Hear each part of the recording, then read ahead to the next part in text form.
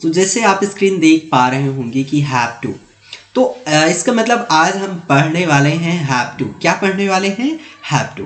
Have to का use क्या है, क्यों हैव टू की ज़रूरत है आज की इंग्लिश में।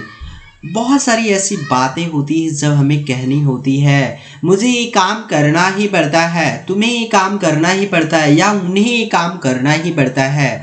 तो वहाँ पे जो बात होती है, वहाँ पे अगर हम प्रेजेंट में बात करते हैं तो हम वहाँ पे यूज़ करते हैं हैव टू या हैज़ टू का। वैसे ही अगर कोई बात मुझे बतानी हो पास्ट में तो वहाँ पे हम यूज़ करते हैं हैड टू का, और कोई बात मुझे कहनी हो फ्यूचर की तो हम वहाँ पे यूज़ करते हैं विल हैव टू का। तो आई थिंक आप सबको कॉन्सेप्ट तो समझ में ही आ गया होगा। और मैं ये वीडियो आपको देखने से पहले मैं एक चीज़ बता देना चाहता हूँ, जब तक डे 5 का पार्ट 1 वीडियो आप अच्छे से नहीं देखेंगे आपको कुछ नहीं समझ में आने वाला है। अगर आपको कॉन्सेप्ट क्लियर करने हैं तो डे 5 का पार्ट 1 वीडियो जो है उसको 2 बार देखिए, तभी आप डे 5 का पार्ट 2 वीडियो जो अभी आप देखने जा रहे हैं तभी इसको आप देखें। तो सबसे पहले मैं आपको बताना चाहूँगा हैव टू का यूज़ कहाँ पे किया जाता है उसको हम बताएंगे। जैसे कभी कभी आप कहते हो कि मुझे मार्केट जाना ही पड़ता है या कभी कहते हो मुझे कोचिंग क्लास जानी ही पड़ती है, या मुझे खाना खाना ही पड़ता है, या मुझे दूध पीना ही पड़ता है, या उसे स्कूल का काम पूरा ही करना पड़ता है, या ऐसे ही कोई काम जहां आप बात करते हो रिस्पॉन्सिबिलिटी की या नेसेसिटी की बात करते हो, वहां पे हम यूज करते हैं प्रेजेंट में हैव टू, हैज टू, और पास्ट में यूज करते हैं हैड टू का, और फ्यूचर में यूज करते हैं विल हैव टू का। तो हम सभी को वन बाय वन करके देखने वाले हैं, और जो भी आपको नहीं समझ में आता है no need to worry guys, आप मुझे मेरे नंबर पे व्हाट्सअप कर सकते हो, जो भी आपका डाउट हो आप अपना डाउट क्लियर कर सकते हो। चलो हम समझेंगे वन बाय वन करके एक एक। तो अगर मुझे बात कोई कहनी हो तो प्रेजेंट में कहनी होगी तो क्या यूज करेंगे? Have to, has to.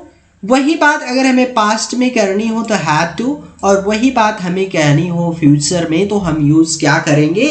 Will have to. क्या यूज करेंगे? Will have to. तो आई होप ये सारी चीजें तो आपको समझ में आ गया होगा। Will move to the next slide.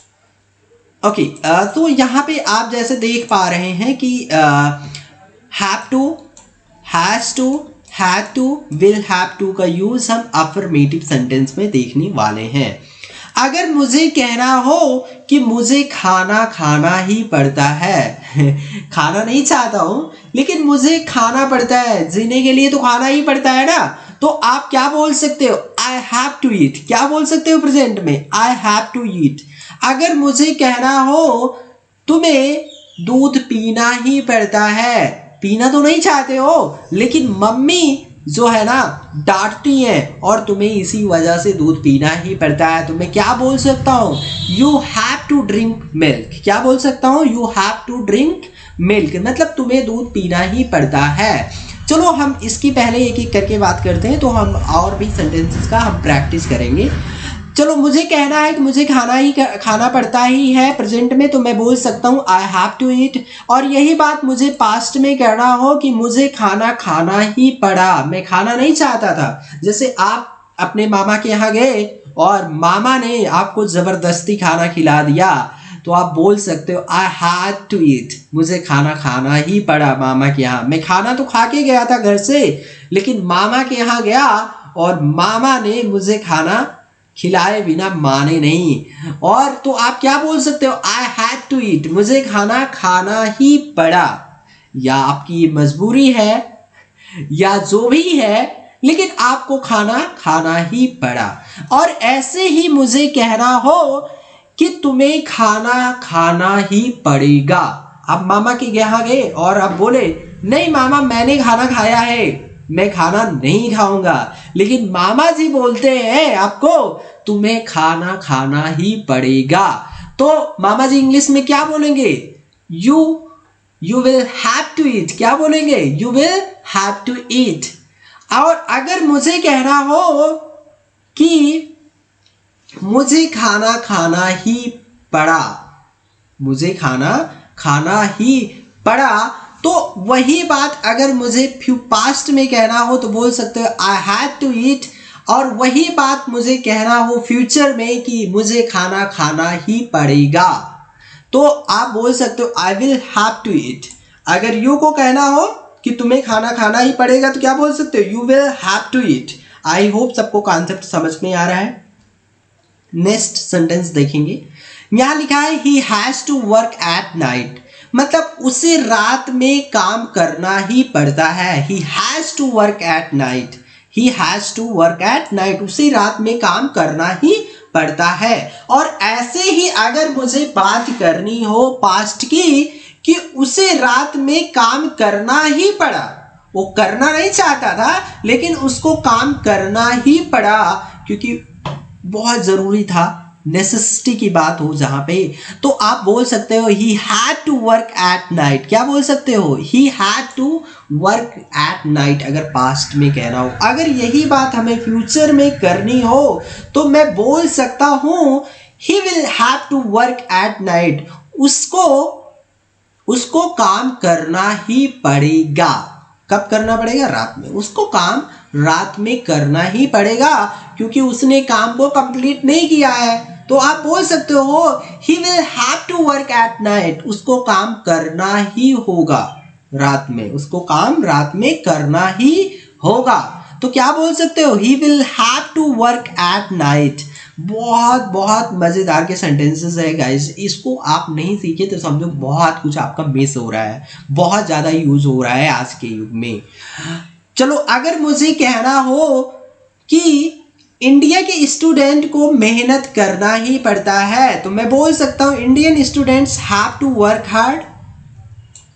अगर यही बात मुझे पास्ट में कहना हो कि इंडिया के स्टूडेंट को मेहनत करना ही पड़ा, मतलब बहुत पढ़ाई करनी पड़ी, तो बोल सकता हूं Indian students have to work hard. यही बात मुझे फ्यूचर में कहना हो कि इंडिया के स्टूडेंट को मेहनत करना ही होगा, वो नहीं करेंगे तो कुछ नहीं हो सकता भाई, उनको मेहनत करना ही होगा। तो क्या बोल सकते हो, Indian students will have to work hard. क्या बोल सकते हो, Indian students will have to work hard. अगर ऐसे ही मुझे बोलना हो कि मुझे इंग्लिश बोलना ही पड़ता है तो क्या बोलोगे, I have to speak English. अगर आपको कहना हो कि मुझे इंग्लिश बोलना ही पड़ता है तो आप क्या बोलोगे, I have to speak English. ऐसे ही मुझे यू को कहना हो कि तुम्हें इंग्लिश बोलना ही पड़ता है तो बोल सकते हो you have to speak English.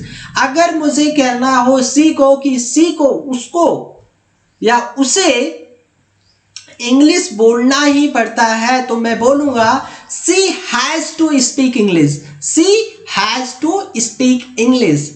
और ऐसे ही हम अगर पास्ट की बात करते हैं तो हम बोलेंगे, अगर कहना हो कि हमें इंग्लिश बोलना ही पड़ता है, हमें, तो बोल सकते हैं we had to speak English. क्या बोल सकते हो, we had to speak English. या मुझे कहना हो मुझे इंग्लिश बोलना पड़ा तो आप बोल सकते हो I had to speak English.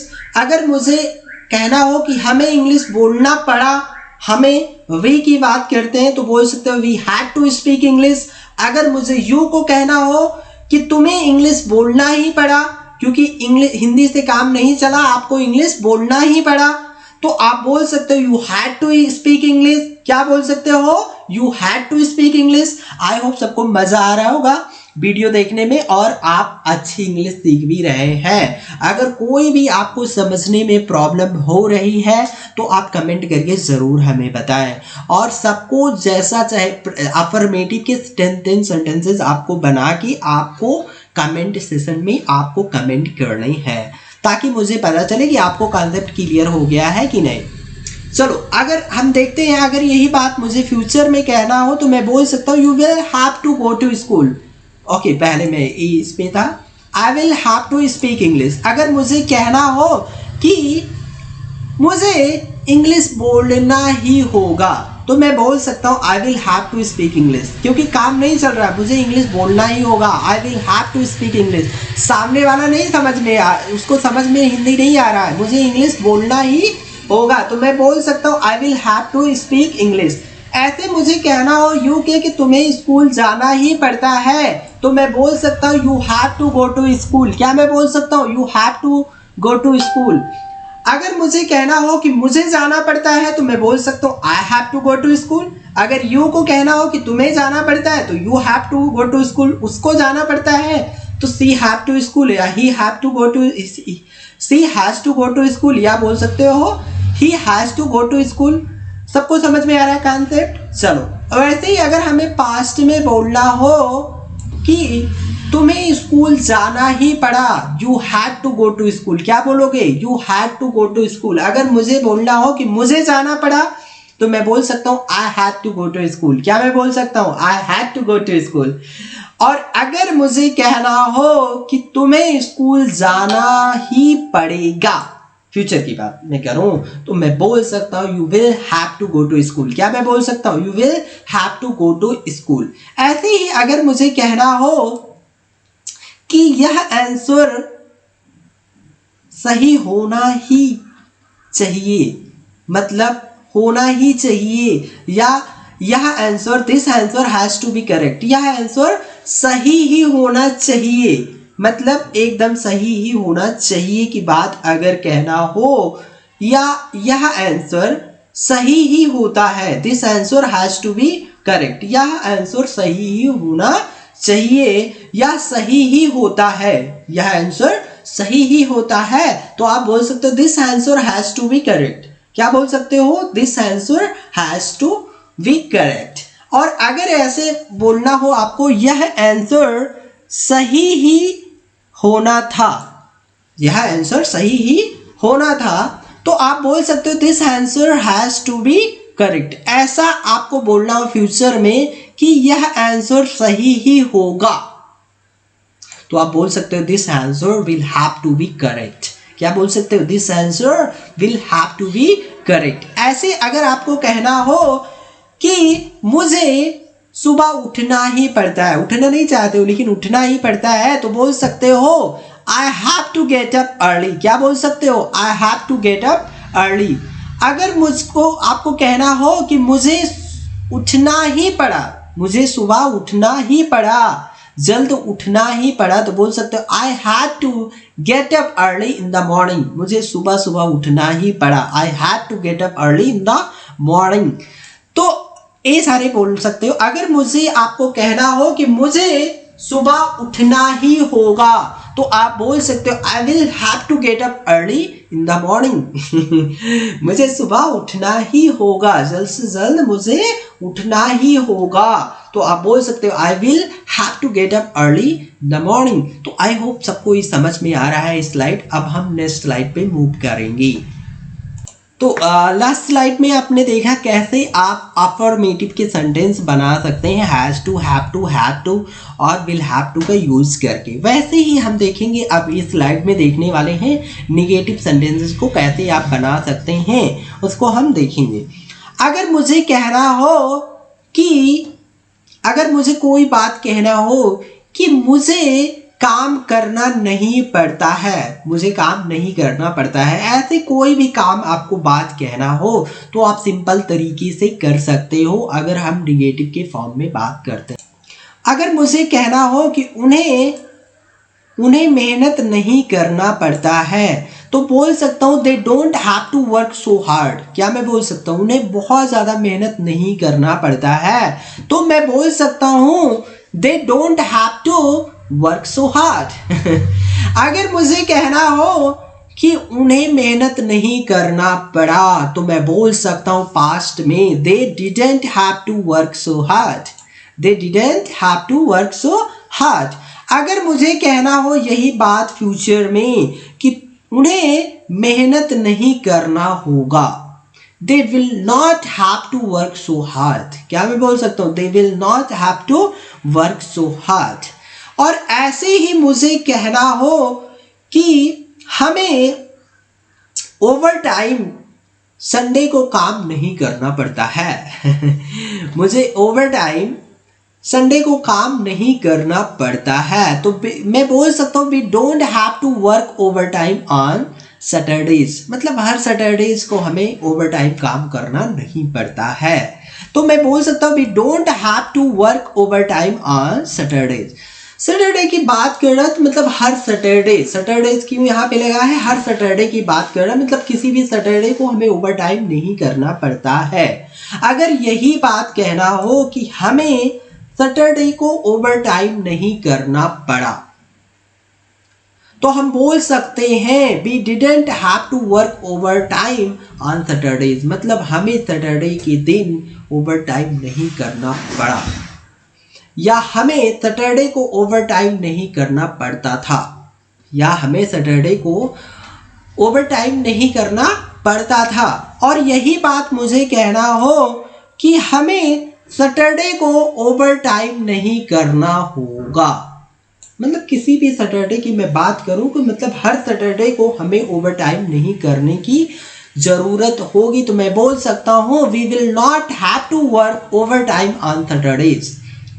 और नेक्स्ट देखेंगे, अगर मुझे कहना हो उसे या उसको पढ़ना नहीं पड़ता है, she doesn't have to read, क्या मैं बोल सकता हूँ उसे पढ़ना नहीं पड़ता है, she doesn't have to read, उसको पढ़ाई नहीं करना पड़ता है, उसको पढ़ना नहीं पड़ता है, she doesn't have to read.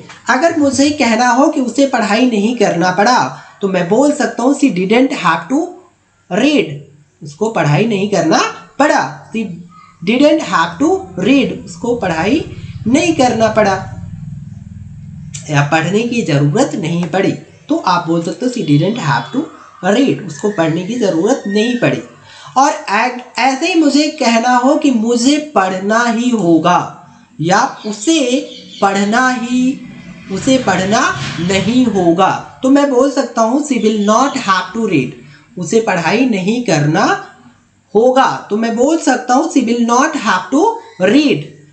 या आप स्टडी का भी यूज कर सकते हो, ठीक है, और ऐसे ही आप यूज कर सकते हो कि उसे या अपने के लिए यूज कर लो, तो आई यहाँ पे अगर आप अपने लिए यूज कर रहे हो आई के लिए तो यहाँ पे डोंट यूज होगा, क्या यूज होगा, डोंट, यहाँ पे डोंट यूज होगा।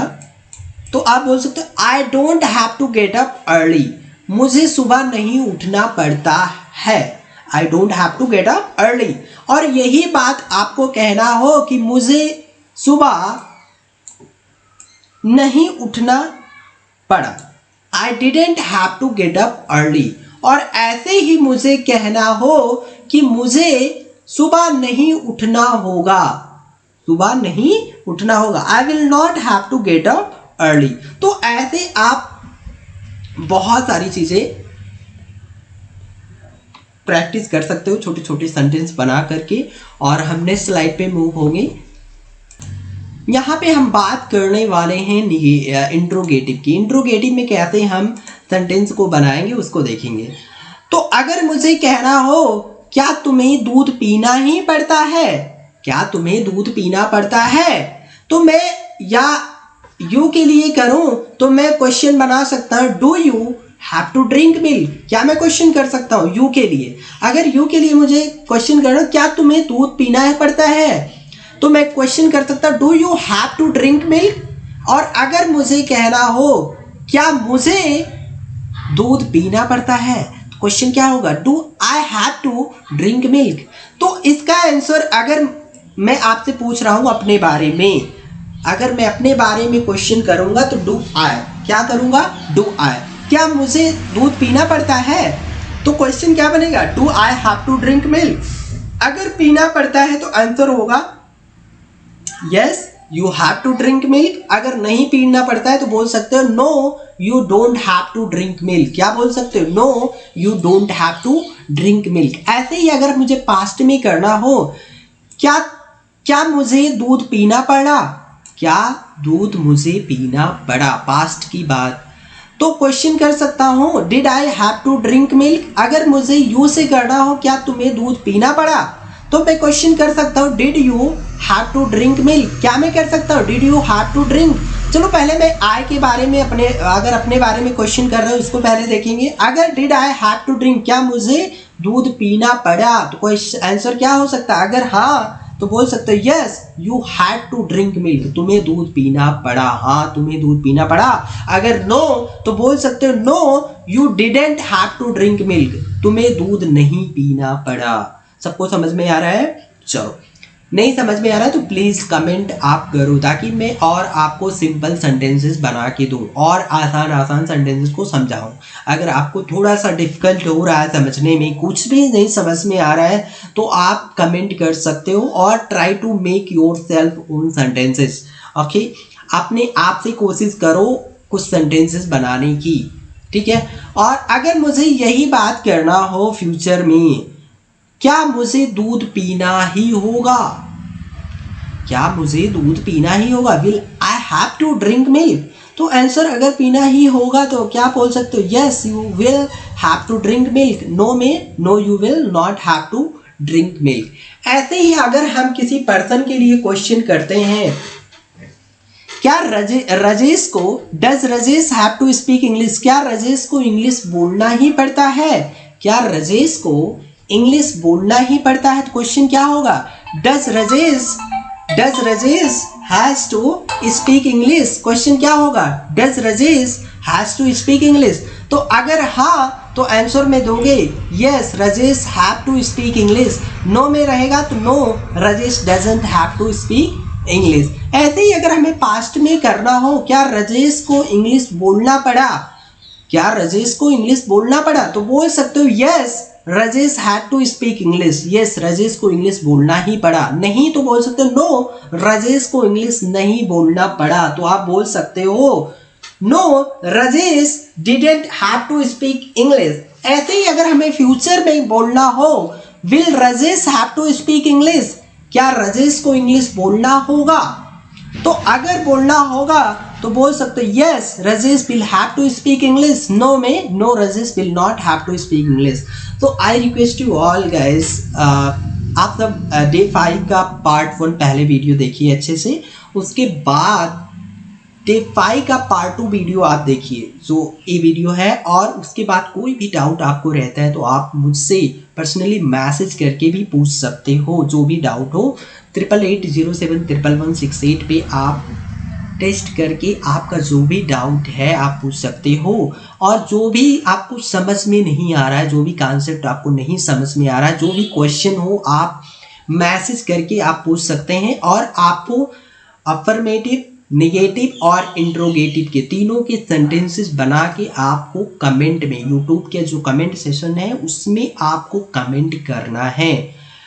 ओके, अब इसके बाद जो नेक्स्ट वीडियो है थोड़ा सा है डे 6 में चलेंगे, जिसमें हम डे 6 में थोड़ा सा है पार्ट 5 का भी वीडियो थोड़ा सा और बचा है, पार्ट 5, 3 जिसमें हम अपलोड करेंगे। थोड़ा सा कॉन्सेप्ट है जिसमें हैप का और भी यूज़ हम आपको बताने वाले हैं।